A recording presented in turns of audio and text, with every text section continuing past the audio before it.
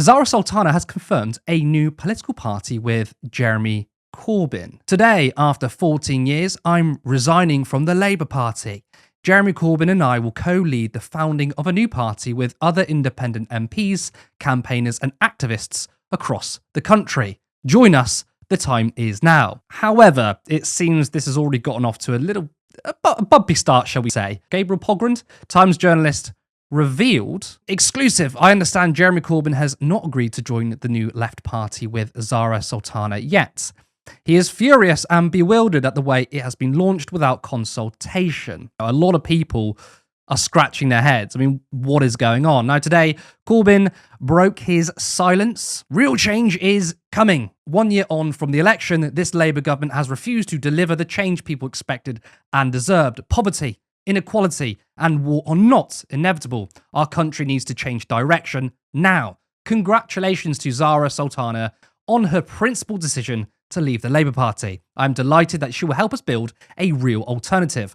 The democratic foundations of a new kind of political party will soon take shape. Discussions are ongoing, and I'm excited to work alongside all communities to fight for the future people deserve. Together, we can create something that is desperately missing from our broken political system: hope. So a new party will happen with Sultana and Corbyn, yet so much is in the air. I mean, what role is he going to play? He doesn't mention anything about leadership, and it was vague. This statement talked about This statement talked about a future party, but there's no name or logo. Of course, it didn't take long for the attacks, though, and I was wondering how long it would be until they were smeared as anti-Semitic. It took less than 24 hours. So we have a new anti-Zionist independent party, or Nazi party for short, explicitly here to serve foreign terrorist groups, aiming to bring Islamic extremism and Jew hate to a constituency near you. So that's right, David Collier literally compared them to the Nazis. Unbelievable. All of this, the mess that we're in right now, can literally be tied back to Morgan McSweeney and Keir Starmer's poor leadership. When you're the leader of a party, you have to, play with all your factions.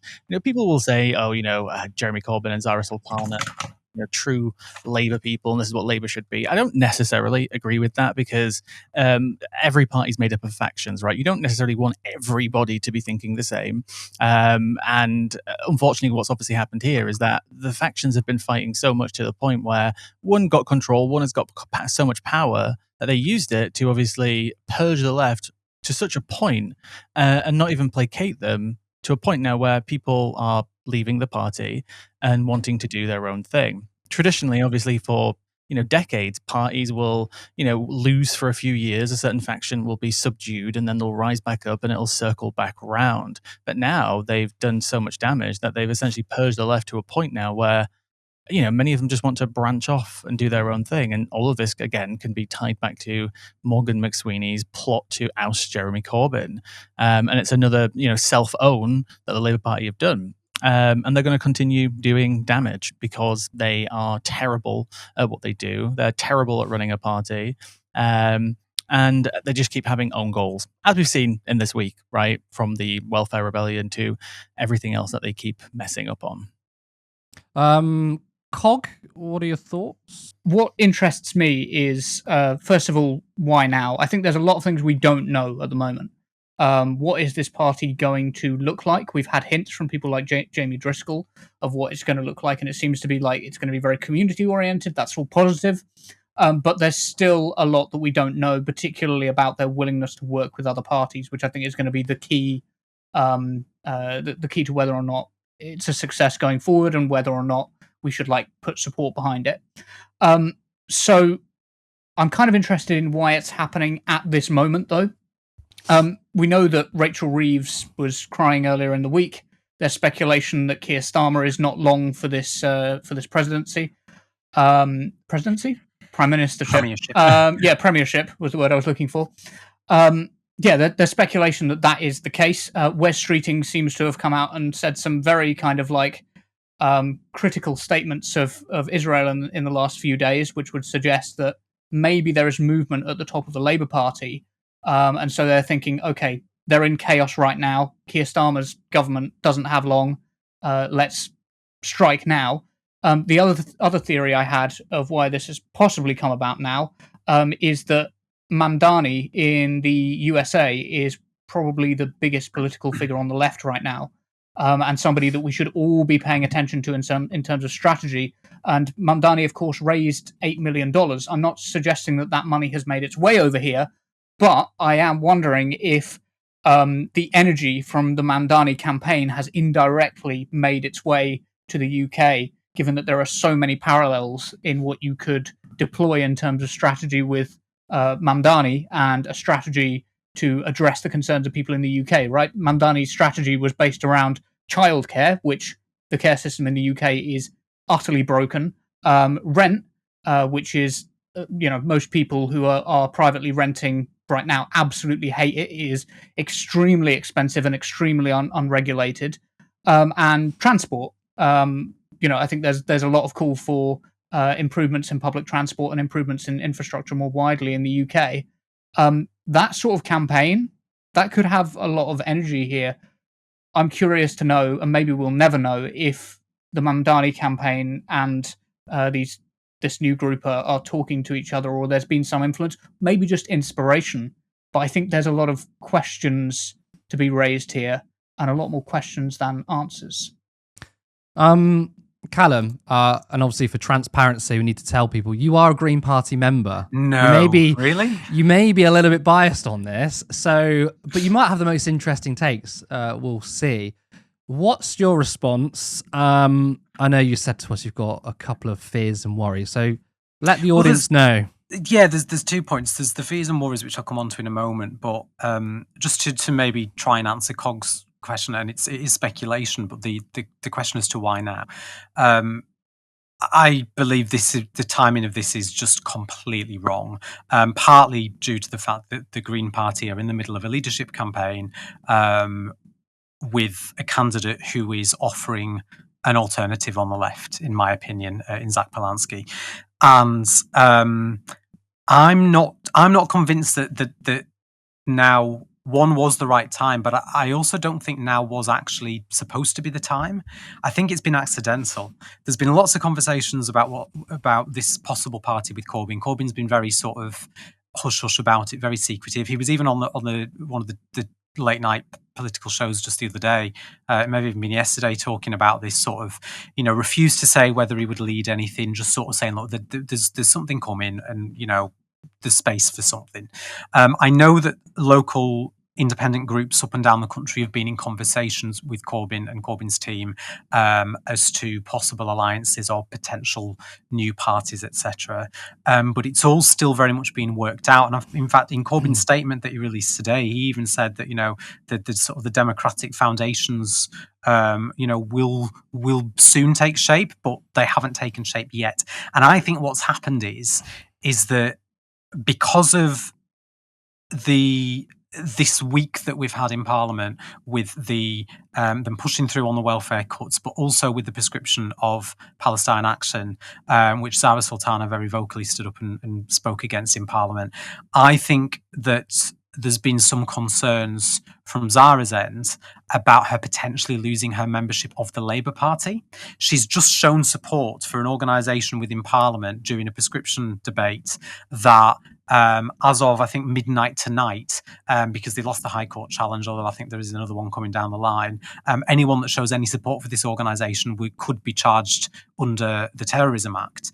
And she stood in Parliament and declared, we are all Palestine Action. And I think that there was probably a fear from her end that they're going to try and use that against her. This is purely speculative, by the way, but they're going to try and use that to get rid of her. And I think she probably left before she was pushed.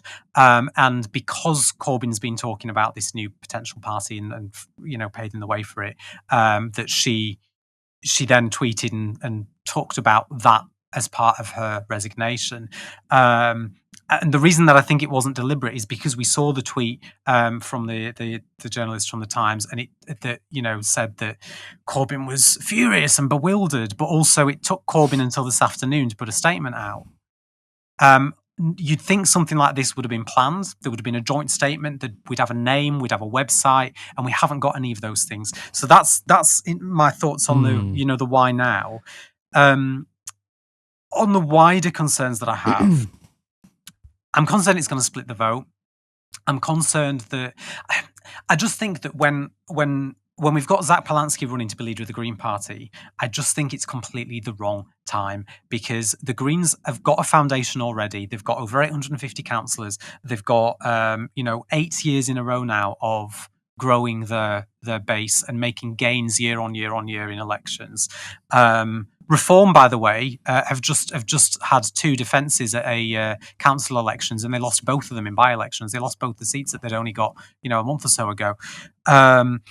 And there's a lot of groundwork that needs to go into building a political party, and that groundwork already exists within the Green Party. And my worry is that Corbyn sat on his arse for the last 5 years, and a lot of people that were socialists, that were pro-Corbyn, have turned to the Green Party and are getting behind Zach. And I worry that, one, some of those members might leave the Green Party and go to this other party, which will take resources away from a party that's currently got a lot of momentum to it, but also that it will lead to a vote split. And the way around it, of course, will involve some form of electoral pact or some form of coalition or agreement. But the only way that's going to happen within the Green Party is if the Green Party membership vote for it. Zach Polansky can say all he wants that anyone that doesn't like reform is a friend of ours or whatever. I'm paraphrasing, but unless the membership supports some form of agreement and coalition and electoral pact, it's not going to happen. Speaking of that, I want to read out one of Zach Polansky's tweets. Quite encouraging, right? And I think you'll probably agree with that, Callum. So this is in response to Zara Sultana's statement. Zach Polansky said, "Anyone who wants to take on the Tories, reform, and this failing Labour government is a friend of mine. Looking forward to seeing what it looks like in practice." So basically, he's signalling there that he'd be willing to work with whatever this party is. Now, if you watch Novara tonight, Michael Walker spoke to Jamie Driscoll, and I thought it was really informative, because the question was obviously put to Jamie Driscoll, like, are you going to work with other parties, the Greens, independents, or is this going to be some big sort of national party? And the answer from Jamie Driscoll was basically, we are going to work with good people.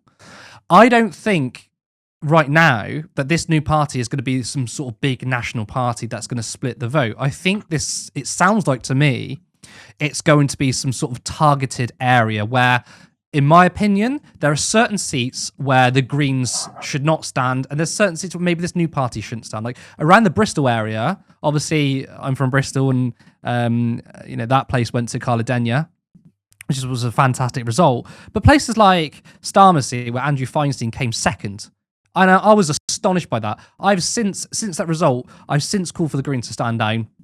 Jeremy Corbyn's seat and Liam Mohammed's seat, and there's probably a few other independents.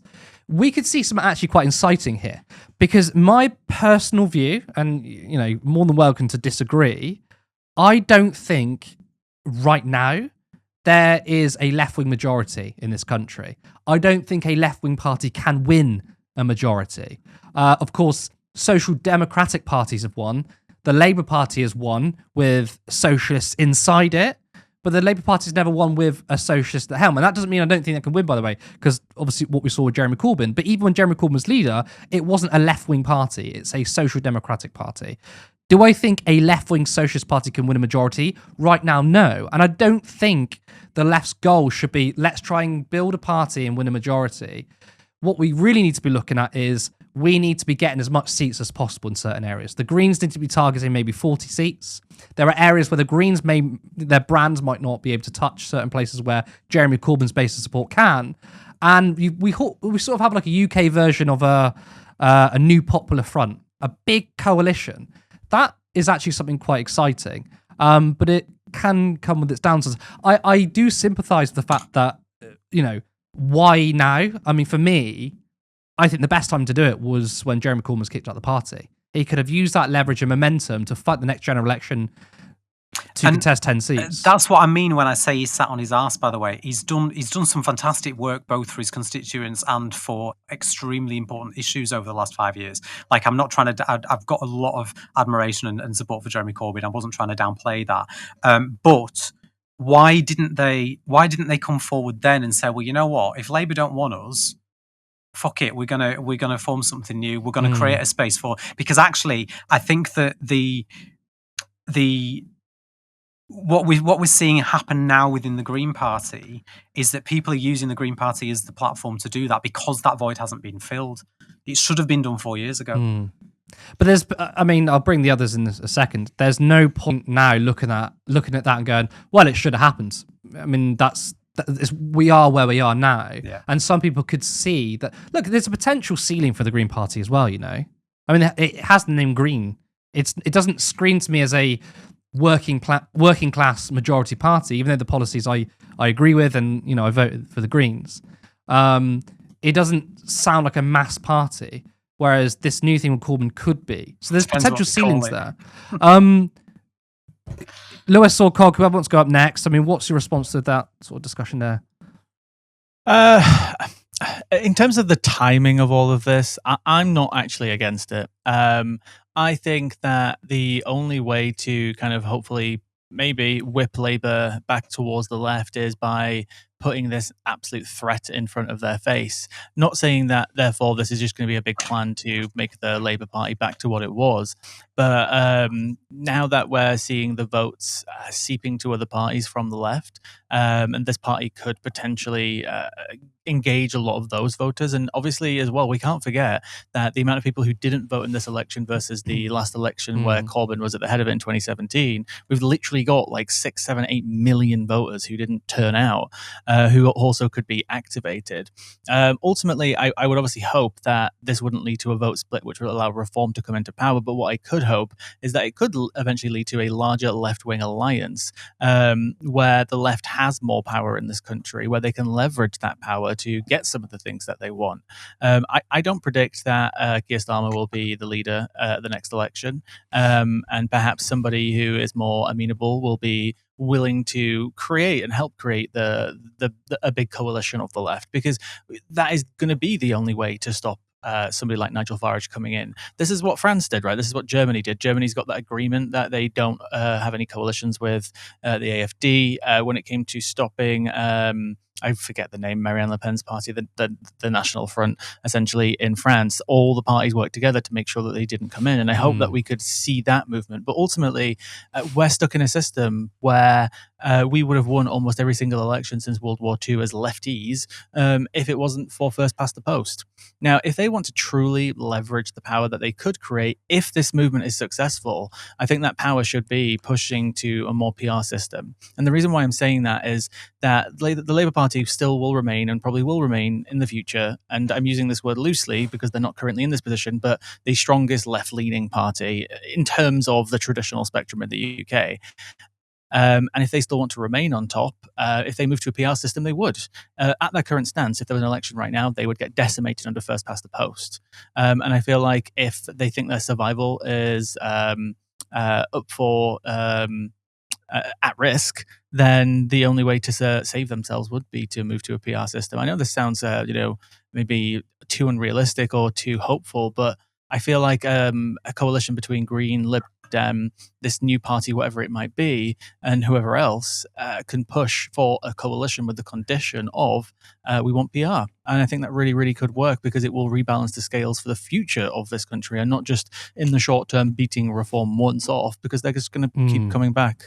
Can I just ask you on that, Lewis? Because I noticed the other day I saw somebody had put something out about this where they'd actually looked at the figures. It might have even been Harry, you know. I think it could have been Champagne Socialist that put it out, who said that there's actually room, if you look at the figures, for, all right, say Reform get 27% of the vote share, but actually with all the other votes going everywhere else, it's going to be so much, because if there's a hung parliament, Reform wouldn't be able to form a government on their own. They're going to need support. But it's more likely that Labour would have other parties that would support them in coalition, or the Liberal Democrats, than it is Reform would. So, I mean, having seen, I know you keep an eye on the polls, having sort of looked at the figures recently, how likely do you think it is that we could be in a situation where we have a hung parliament and we see that kind of rainbow coalition?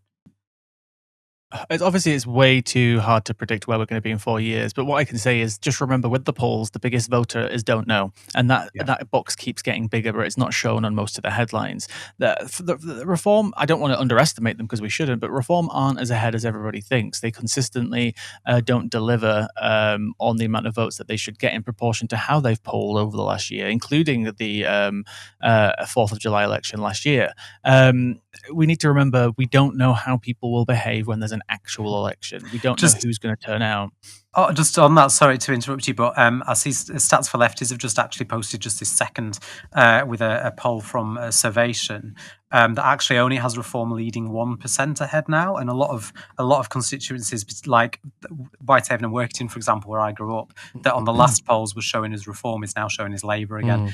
Reform on 27%, Labour on 26%, Cons on 19%, Lib Dems on 12%, and the Greens on 8%. I know, obviously, different polls show different things, but it's interesting that even now, Labour is sort of it's back and forth, isn't it, between Labour and Reform?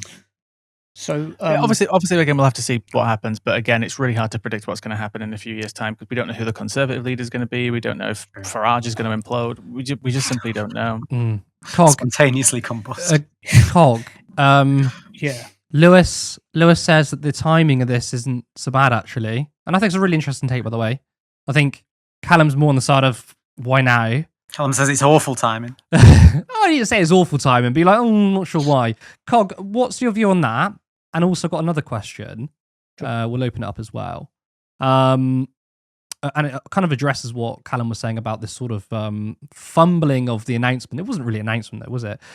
Aaron Bastani kind of has some sort of inside information, right? And he basically said that how this sort of formation of the party went about is that there was a vote, right? There was an internal vote, and then the result of that vote was there's going to be a co-leadership with presumably Zara Sultana and Jeremy Corbyn, right? And apparently there were independent MPs, former staffers to Corbyn, who weren't happy with that. And apparently, I don't know if it's one of them or something's happened, someone has briefed to the Times against Zara Sultana. So I do think that Gabriel article or quote is real. So first of all, is timing good or bad? Does it really matter? And second of all, are we going to see kind of similar to what we had in the Labour Party with we got some potential backstabbers in there? Because I'm fucking over that, by the way. But yeah. So with regards to potential backstabbing, the media are going to paint you as a Stalinist, irrespective if you're on the left. You might as well be very harsh on internal rebellion. And if somebody briefs against the party in the press, if they're appearing on, I don't know, Good Morning Britain and going, Corbyn is doing this, don't support him, and they're supposed to be part of the coalition, they should immediately be just suspended, kicked out, distanced from, and potentially briefed against themselves, saying like, hey, this person was all agreeing with us and then came on the news and was and was suddenly briefing against us. We should be very honest about that and be ready to show from a position of strength. And I think showing strength is one of the things that the left needs to do right now. We need positions of strength. We need consistency to be a core leftist principle, not just consistency with our principles, though that is important, but consistency in terms of getting people out and campaigning as well. Mamdani, sorry to keep going back to Mamdani, but Mamdani was polling at 10% when he began his campaign. It may even have been lower than that to begin with, but he was polling at 10% for ages. Do not believe the polls. If you push through, you will be successful. If you have the right strategy, you will be successful. And strategy really is one of the areas that we should be paying attention to. To borrow a couple of ideas from Sun Tzu, like he says at one point in The Art of War, if you know yourself and know your enemy, you need not fear 1,000 battles. Now, in the case of the battles that we're talking about, that means knowing what issues people are concerned about, what issues are people concerned about, and you can be like pro-trans, pro-LGBT, you can be pro-immigration, but the thing that you need to get right, the thing that needs to be at the center of your campaign is cost of living and class issues. If you do not have these at the center of your campaign, then you are weak on the other issues because your commitment to class gives you something where you go, okay, this is somebody who genuinely speaks for me. I think that is a core part of that of keeping yourself safe from attacks. For example, Bernie Sanders. Nobody ever asks Bernie Sanders in the media about being, in favor of transgender rights. Like he doesn't get questioned on it, and people don't obsess over it because he's not the kind of politician to sort of take the weak kind of like, well, yeah, we support them. Oh, sorry, what does the polling say?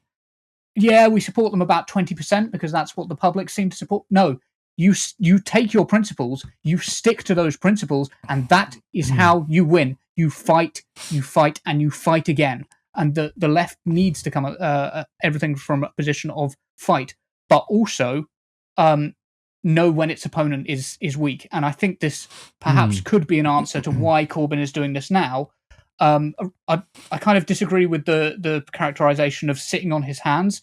I actually think that to borrow, I'll paraphrase this again from Sun Tzu. Sun Tzu talks a lot about the idea of you avoid your enemy where he's strong, you attack him where he's weak, you seek division between sovereign and subject, right? You look for when their coalition starts to break, and that is when you go in and attack.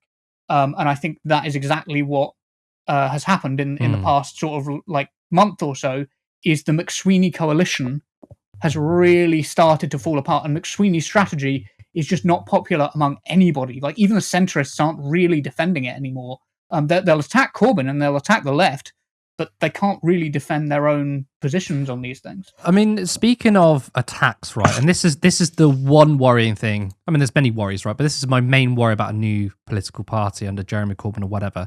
It's not to do with splitting the left vote or the Greens. I'm actually not that concerned about that. Or, however, I don't really have a strong position either way. I care about results. So, like, if it works that there's two left-wing parties, then I'm for it. If it means it's bad, then I'm not, and electorally it's bad, then I'm not for it. So that's why I'm not really speculating too much on like electorally what this means. So if your team are winning, you're in favour, but if they're losing, then... Well, I mean, like, in terms of strategy, right? If it means that, like, basically they take all the Green votes and then this new party can only appeal somewhere, whereas the Greens can appeal more broadly, then I'm like, well, that's obviously a bad strategy, right? Like, I'm not going to be like, I think this is good or bad, because I just don't know. But my big worry is this, and it's about attacking and it's about appearing strong. Now, Jeremy Corbyn is too much of a good man, right? When he became leader of the Labour Party, he said this: I don't do personal. All right, I'm going to speak about what I believe in. I'm going to speak about policies. I'm going to rise above it. Fantastic. We all like that, in terms of, I don't know, it feels kind of nice. And you think, what a gentleman. We are not in that era now. And we need someone who is aggressive and comes out swinging. The reason why I say that is because I think this era of politics is largely, you are defined by your opponent, and you need to define your opponent. Now, if Jeremy Corbyn, and say he is the leader or co-leader, and basically just tries to talk about policies and then attacks, which inevitably are going to start coming in. I mean, David Collier already called this the Nazi party, so it's already happening.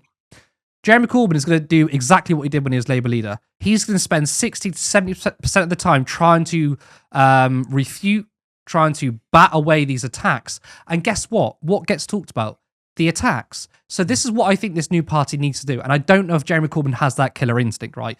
You need to come out and be fucking aggressive. You need to be nasty. And yeah, maybe even smear them. And I don't mean like lie about people, but make other people look bad. And the reason why they say that, right, is because look at what Reform's doing. Reform is coming out swinging. All you hear in the media is Reform attacks Labour on X. Reform attacks Labour on Y.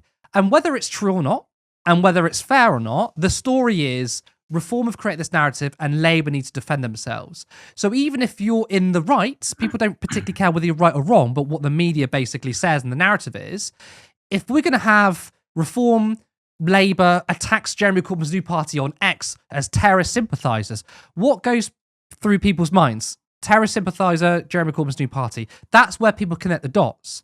So if Jeremy Corbyn and this new party comes out and starts being aggressive, starts saying fuck the Reform Party. They're a bunch of billionaires. They're linked to Elon Musk, Donald Trump. I mean, Nigel Farage recently came out and said he wasn't even supportive of gay marriage. They've taken billions of pounds from these disgusting people, and they're Zionists and they support Israel. Then the conversation is going to be Jeremy Corbyn accuses Farage of this. Same with the Labour Party.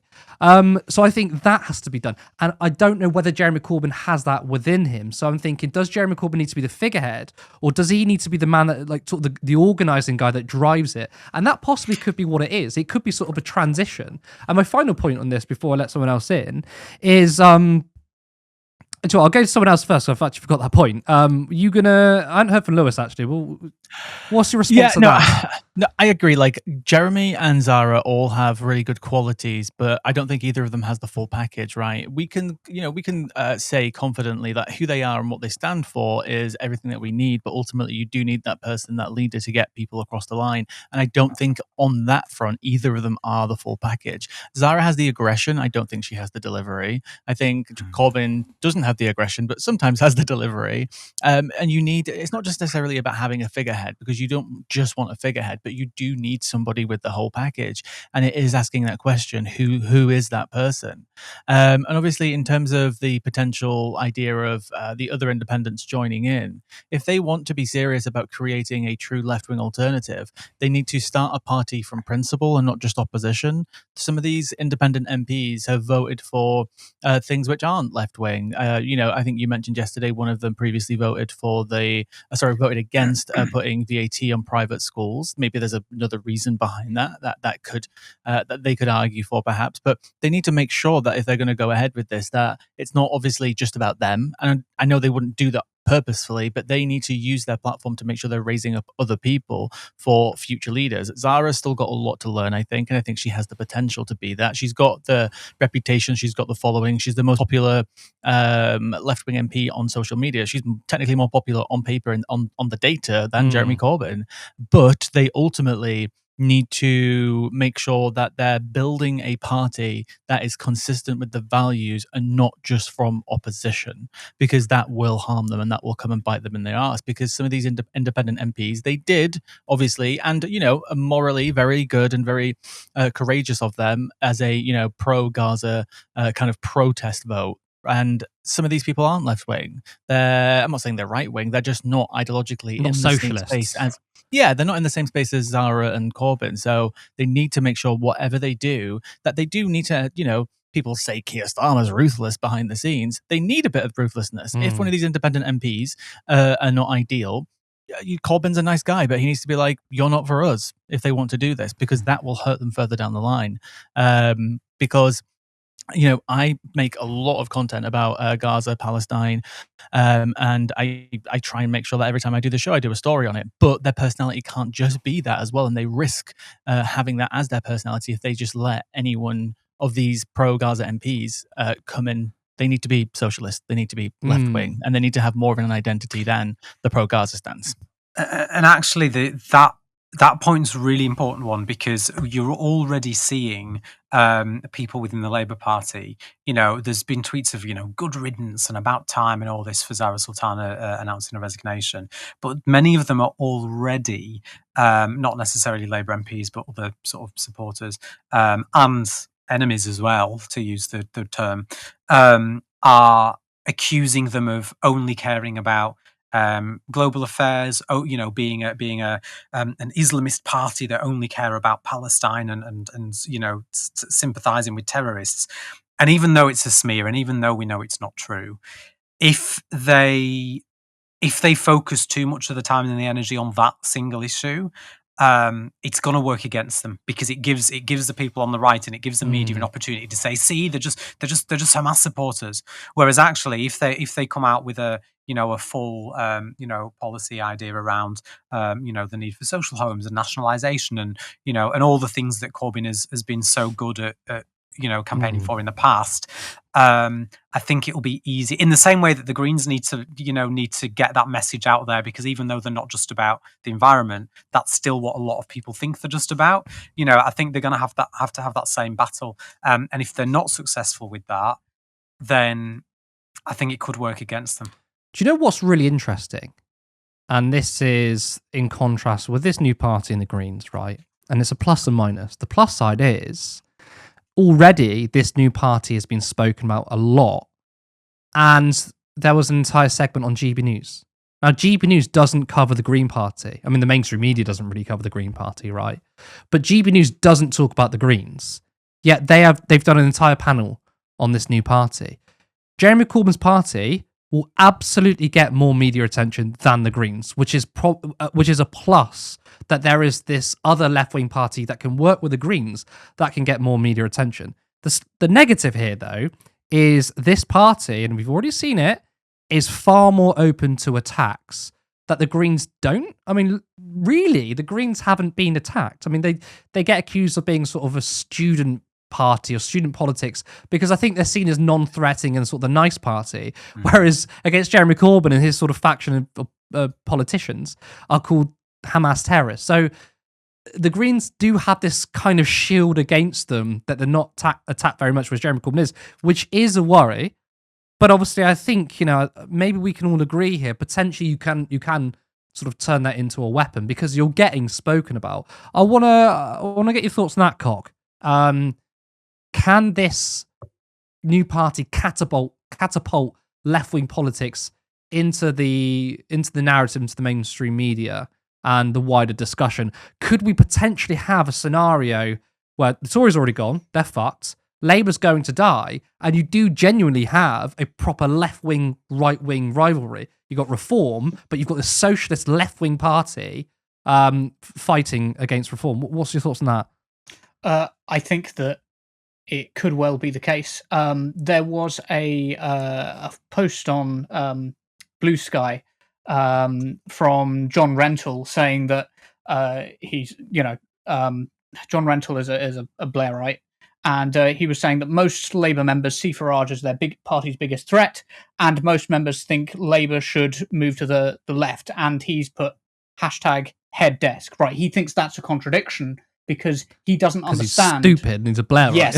because the lessons that the Blairite and stupid usually go together, by the way. The lessons that Blairites have learned from watching their opponents win is that they need to copy their opponents exactly, right? They need to become Reform light. It's like Ed Sheeran watching Taylor Swift having massive success in her tours, and then going, you know what? Maybe I should sing "Shake It Off," and it's like, no, you are not understanding. There is an audience that size that will come out for you, Ed, but it's not the audience that want to listen to "Shake It Off."